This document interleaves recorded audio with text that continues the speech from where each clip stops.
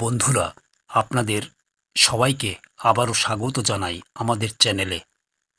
আমরা ছোটবেলা থেকেই একটা কথা শুনে আসছি, জন্ম, মৃত্যু আর বিয়ে, এই তিনটি আল্লাহর লিখিত, যা কেউ রুখতে পারে না। অনেকেই প্রশ্ন করে বসে, তাহলে নামাজ, দোয়া, ইবাদতের মানে কি? যদি সব কিছুই নির্ধারিত থাকে, তাহলে আমরা কেন চেষ্টা করি? আজকের এই ভিডিওতে আমি আপনাদের সামনে তুলে ধরব এমন একজন মানুষের জীবনগাথা, যার কাহিনী শুনে আপনার আল্লাহর প্রতি বিশ্বাস আর দৃঢ় হয়ে উঠবে। এই ঘটনা পশ্চিমবঙ্গের কলকাতার এক ব্যক্তি, সুকান্ত সাহেবের, যিনি বর্তমানে ৮৩ বছর বয়সের। তার বয়স যখন মাত্র ৩৭, তখন ডাক্তাররা স্পষ্ট বলে দিয়েছিলেন তার বাঁচার আর কোনো আশা নেই। কিন্তু আল্লাহর রহমতে ও দোয়ার শক্তিতে তিনি মৃত্যুর মুখ থেকে ফিরে এসেছিলেন। সুকান্ত সাহেবের জন্মের কিছুদিন পর তার বাবা মা একজন প্রখ্যাত জ্যোতিষীর কাছে তার জন্মকুণ্ডলী দেখান। সেখানে বলা হয় ৩৪ থেকে ৩৮ বছর বয়সের মধ্যে তার মৃত্যু হতে পারে। তার পরিবার এই কথায় আতঙ্কিত হলেও সেটা সুকান্ত সাহেবকে কখনো বলেননি। ছেলেবেলায় তারা প্রথমবার বৃন্দাবনে বেড়াতে গেলে এক বুড়ো সাধক তাদের বলেন, এই দুনিয়া চিরস্থায়ী নয়, মানুষকে আল্লাহ যে জীবন দিয়েছেন সেটা যেন আল্লাহর পথে ব্যয় করে। গরিবদের সাহায্য করো, পশুদের প্রতি দয়া করো, কোরআন পড়ো, নামাজ পড়ো আর সবসময় দোয়া করো। এই কথাগুলো সুকান্ত সাহেবের মনে এমনভাবে গেঁথে যায় যে তিনি ছোটবেলা থেকেই প্রতি সকালে ঘুম থেকে উঠে অজু করে আল্লাহর নাম স্মরণ করতেন, নিয়মিত কোরআন তিলাওয়াত করতেন, দরিদ্রদের সাহায্য করতেন, পশু পাখিকে খাবার দিতেন। সুকান্ত সাহেব পড়াশোনায় খুব ভালো ছিলেন। মাত্র ২৭ বছর বয়সে তিনি ভারতের এক বড় সরকারি চাকরিতে নিয়োগ পান। এই সফলতাকে তিনি আল্লাহর রহমত হিসেবেই দেখতেন।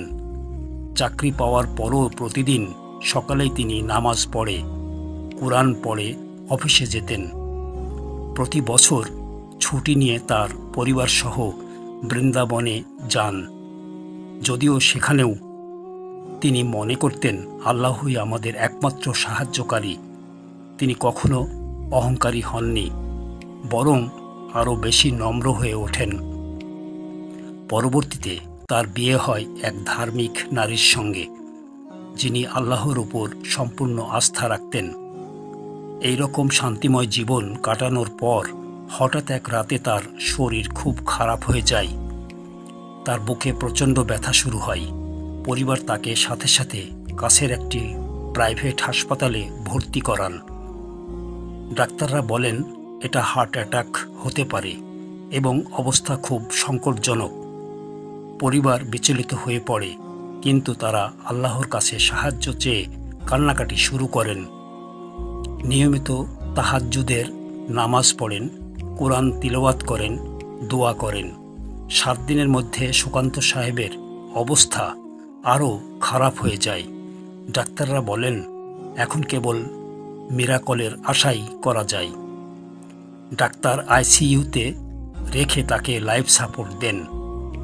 সেই রাতে সবাই আল্লাহর দরবারে কান্না করে দোয়া করে। ভোররাতে হঠাৎ এক অলৌকিক ঘটনা ঘটে। সুকান্ত সাহেব স্বপ্নে দেখেন এক শুভ্র পোশাকধারী ব্যক্তি এসে তার মাথায় হাত বুলিয়ে দিচ্ছেন। তিনি দেখতে পান আল্লাহর নূর তার উপর নেমে এসেছে, আর এই আলোয় তার শরীর হালকা হতে শুরু করে। তিনি ধীরে ধীরে জ্ঞান ফিরে পান। ডাক্তার এসে দেখে হতবাক। এই অবস্থায় তার জ্ঞান ফিরে আসার কথা ছিল না। পরীক্ষা নিরীক্ষা করে দেখা যায় তার হার্টের অবস্থা আগের তুলনায় অনেক ভালো। ডাক্তার অবাক হয়ে বলেন এটা তো মিরাক্কল ছাড়া কিছু না। তার পরিবার অবশ্য জানত আল্লাহ যাকে চান তাকেই জীবনের উপহার দেন। ৪ দিনের মধ্যে তিনি পুরোপুরি সুস্থ হয়ে যান। এই ঘটনাকে তিনি নিজের জীবনের সবচেয়ে বড় আল্লাহর কুদরত হিসেবে দেখেন।